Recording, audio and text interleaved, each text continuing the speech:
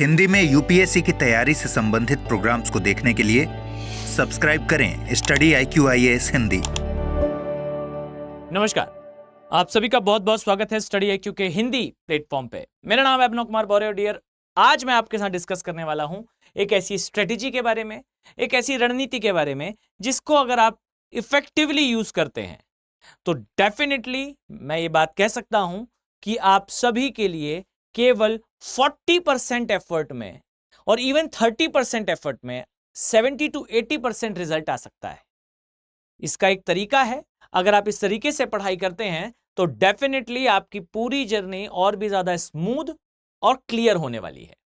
अब ये कैसे होगा और कैसे आप इस चीज को अपने डे टू डे की स्टडी में ऐड ऑन कर सकते हैं और आपको इफेक्टिव रिजल्ट दिखाई दे सकते हैं, इस चर्चा को मैं स्टार्ट करूं उसके पहले याद रखिए कि स्टडी IQ के जो प्रीमियम अर्जुन बैचेस हैं, ये बैचेस आपके लिए अवेलेबल है और कई स्टूडेंट्स को इसके बारे में कंफ्यूजन भी है भाई कि क्या इन बैचेस में प्रीवियस बैचेस की तरह फी रिफंड करने का क्लॉज है। तो डियर, बिल्कुल ये जो क्लॉज आपको दिखाई देता है फी रिफंड करने का, ये क्लॉज इन बैचेस में भी अवेलेबल है। अर्थात ये टेक्निकली फ्री बैचेस हैं फॉर सीरियस IAS एस्पिरेंट। अगर आप एक सीरियस एस्पिरेंट हैं तो डेफिनेटली आपकी फी रिफंड कर दी जाएगी। अब ये कैसे होगा मैं अभी चर्चा करने वाला हूं। साथ ही मैं आपसे ये भी जो है वो डेट के बारे में इंफॉर्मेशन दे दूं कि 10 अगस्त से बच्चे इनमें क्लासेस स्टार्ट हो जाएंगी। अर्थात अगर आपने अभी तक एनरोल नहीं करा है तो डियर आप लेट हो रहे हैं।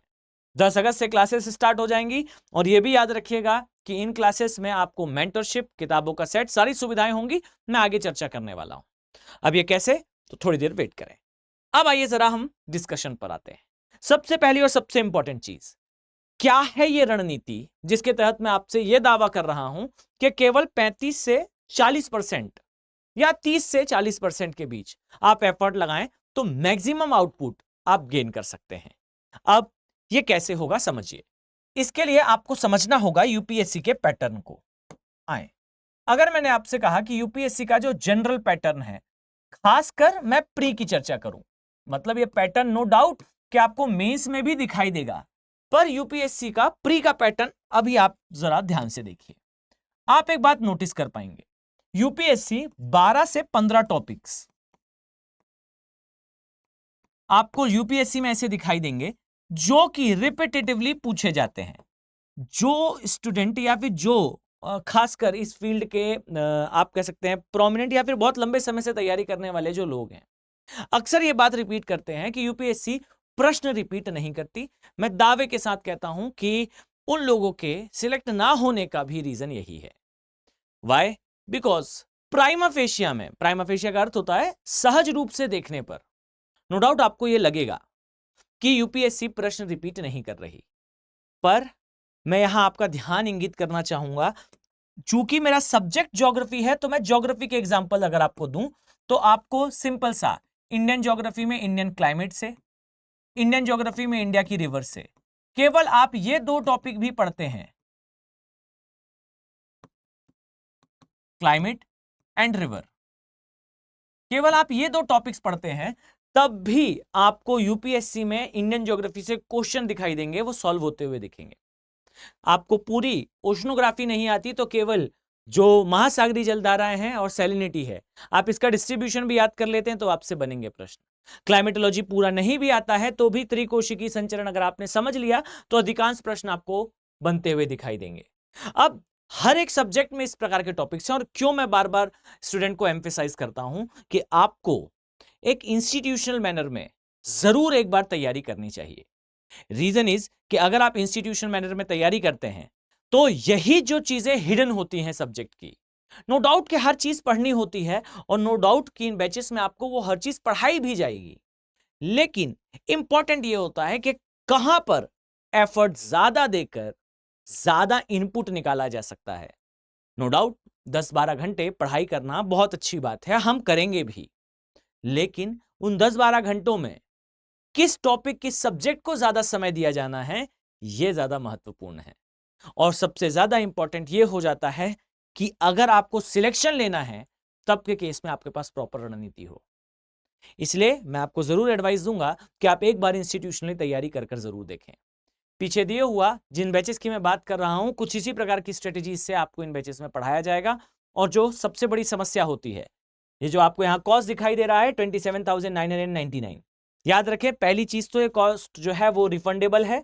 आपको AK लाइव कोड का, इस कोड को याद कर लें, स्टडी IQ के किसी भी कोर्स का अगर पार्ट बनते हैं तो आपको इस कोड का यूज करना है, AK लाइव का।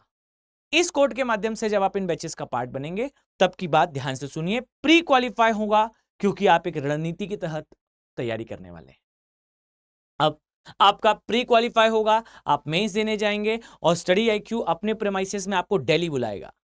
याद रखिए, प्री और मेंस की दोनों ही तैयारी आपकी आप पे घर बैठे कराई जाएगी, लेकिन आपको मेंस के समय दिल्ली में बुला लिया जाएगा, जिसके लिए आपको कोई कॉस्ट नहीं देनी है। पढ़ा आपको सब कुछ दिया गया है, अब आपको दोबारा इसे पढ़ाया जाएगा। देखिए, टेक्निकली आपने यूपीएससी का पूरा सिलेबस 3 आवर की डेली लाइव क्लास से कवर कर लिया है। एक बार फिर से प्री का सिलेबस कंप्लीट कराया जाता है और फिर एक बार मेंस का सिलेबस कंप्लीट कराया जाता है। प्री और मेंस दोनों का सिलेबस कंप्लीट कराया जाता है और साथ ही दोबारा पढ़ाया जाता है SIP, और यहां पर आप देखेंगे मेंस रेसिडेंशियल प्रोग्राम। अब SIP का प्रोग्राम, रेसिडेंशियल प्रोग्राम, इन दोनों ही सुविधाओं का आप फायदा उठाते हैं और फायदा उठाते हुए आप आगे बढ़ते हैं। तो देर ना करें, ये एक इंपॉर्टेंट, एक क्रूशियल मूवमेंट है आपकी जर्नी का। चलिए जरा हम अपनी चर्चा पर वापस आते हैं। अब देखिए, यूपीएससी के कुछ डिफाइंड टॉपिक्स हैं जो अक्सर रिपीटेटिवली पूछे जाते हैं। आप इन डिफाइंड टॉपिक्स को ठीक से प्रिपेयर कर सकते हैं। यहां पर इस बात का विशेष ध्यान रखें। पहली चीज, ये टॉपिक्स ढूंढना बहुत टफ टास्क नहीं है। आपको अक्सर ये दिमाग में प्रश्न आएगा कि सर ठीक है, आपने कोई चमत्कारी बात नहीं बता दी कि 15 ऐसे टॉपिक्स हैं जिससे हर साल यूपीएससी प्रश्न पूछता है। मैं आपको गणितीय तरीके से, मैथमेटिकली इस चीज को एक्सप्लेन कर सकता हूं कि नियर अबाउट 45 क्वेश्चंस यूपीएससी के ऐसे होते हैं जो कि चुनिंदा टॉपिक से आते हैं, गिने चुने टॉपिक से पूछे जाते हैं। मैंने पहले भी इनके बारे में चर्चा करी है। केवल आप YouTube पर भी अगर इसे सर्च करें तो आपको वो टॉपिक्स आसानी से मिल सकते हैं। मेरे ही लेक्चर्स में कई बार डिस्कशन के बीच में मैंने इस बात को रेज करा है।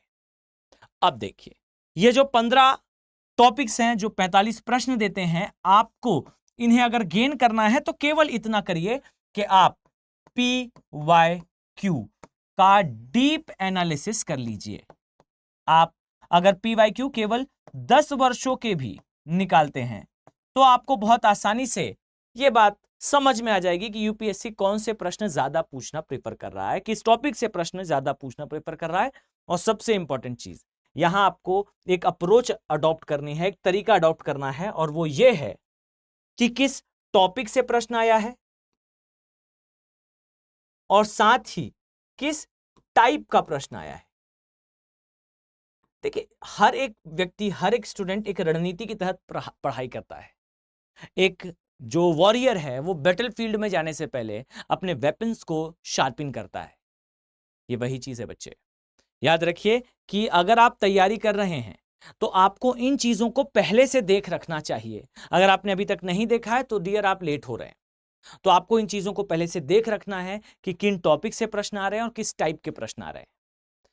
अगर आपने इस कार्य को ठीक से करा तो आसानी से आप कम से कम 3 कैटेगरी में हर एक टॉपिक को डिवाइड कर पाएंगे। एक कैटेगरी होगी कैटेगरी फर्स्ट, जिसमें टफ, सेकंड मॉडरेट और थर्ड इजी। इस प्रकार से आप डिवाइड कर पाएंगे। और ये डिवाइड जो आप करेंगे वो टॉपिक्स के बेसिस पे होगा, सब्जेक्ट के बेसिस पर नहीं। अर्थात किस टॉपिक से किस प्रकार के प्रश्न पूछे जाते हैं। जैसे मैं आपको स्वयं बताता हूं, अपने सब्जेक्ट के केस में मैं हर बार जब इन बैचेस में क्लासेस लेता हूं तो स्टूडेंट्स को जरूर ये बात बताता हूं कि भाई अगर आप क्लाइमेटोलॉजी पढ़ रहे हो तो क्लाइमेटोलॉजी में जहां पर टेम्परेचर, जहां पर प्रेशर, ये पोर्शन आएगा, आपको याद रखना है कि यहां पर चीजें टफ भी होंगी और प्रश्न भी टफ पूछे जाएंगे। कोरियोलिस बल के बारे में आपसे पूछेगा तो आपके लिए कंसेप्ट बहुत महत्वपूर्ण है। जबकि मैं इंडियन ज्योग्राफी में अगर आपको लेक्चर दे रहा हूं तो मैं आपसे आवश्यक रूप से कहूंगा कि डियर आपको ध्यान रखना है कि कुछ चीजें फैक्चुअल हैं जिनमें आपको समय व्यर्थ नहीं करना है, केवल और केवल उन चीज को कंसेप्चुअलाइज कर लेना है, याद कर लेना है। बहुत ज्यादा इंफॉर्मेशन इकट्ठा करने की जरूरत नहीं है, कुछ फैक्चुअल डेटा है उसे याद करिए और आगे बढ़िए। अब इस प्रकार की अप्रोच हर सब्जेक्ट में होती है, आपको यह अप्रोच सीखनी होगी। अगर आप इंस्टीट्यूशनली सीखते हैं तो आपके लिए काम बहुत आसान हो जाएगा। अगर आप सेल्फ स्टडी करते हैं तो it will take time, it will take effort, but आप कर जरूर सकते हैं। अब देखिए, ये टॉपिक का सिलेक्शन हुआ, उसके टाइप का सिलेक्शन हुआ, अब आप तैयार हैं एग्जाम में जाने के लिए। लेकिन ध्यान दीजिए, यहां आपको कुछ चीजों का विशेष ध्यान रखना है। जैसे फर्स्ट ऑफ ऑल, ये केवल फिल्टरेशन है। फिल्टरेशन का मतलब है ये केवल छांटना है कुछ चीजों को जिन्हें ज्यादा पढ़ना है। इसका कतई यह अर्थ नहीं है कि बाकी चीजें नहीं पढ़ना है। डियर, आपको भी बाकी की चीजें पढ़नी है, लेकिन इन्हें ज्यादा समय देना है। तो पॉइंट नंबर 1 के कुछ चीजों को ज्यादा समय देना है, कुछ चीजों को ज्यादा समय देना है, ना कि किसी को कम समय। पहली चीज।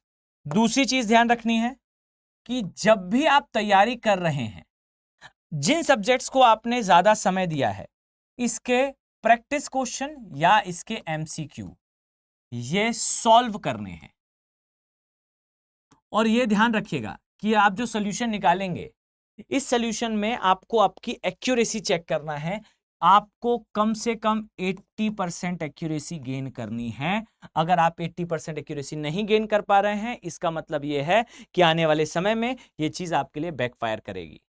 तो इस बात का विशेष ध्यान रखें कि अगर आपकी एक्यूरेसी अच्छी नहीं आ रही है, इसका मतलब आपका वर्क अभी इनकम्प्लीट है। तो आपको बेहतर एक्यूरेसी के साथ इन चीजों को प्ले करना है। ये सारी चीजें अगर आप ठीक से करते हैं तो डेफिनेटली आपको रिजल्ट दिखाई देंगे।